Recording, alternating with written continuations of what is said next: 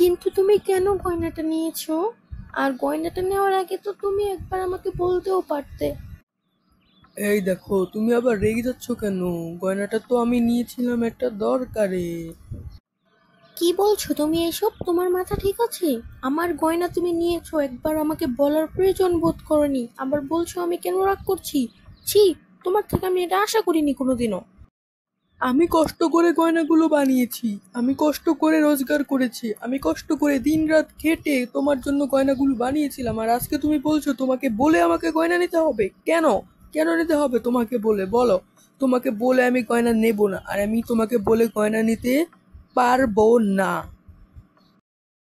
তুমি যত কষ্ট করে গয়নাগুলো কেনো না কেন, এখন এই গয়নাগুলো আমার, তাই তোমার একবার বলা উচিত ছিল আমাকে। আর তুমি কেন না বলে আমার গয়নাগুলো নিলে, বলো তুমি কেন নিলে?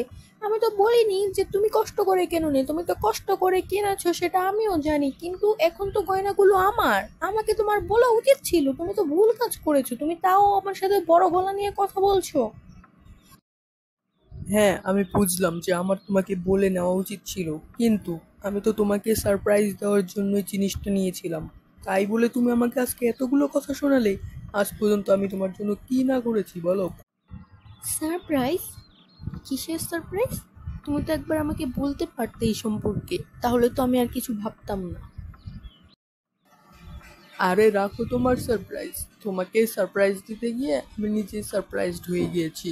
কথায় আছে না, কেঁচো খুঁড়তে গিয়ে সাপ বেরিয়ে আসে, ওইটাই আজকে হলো আমার সাথে। আমি সব পরিষ্কারভাবে বুঝতে পারছি।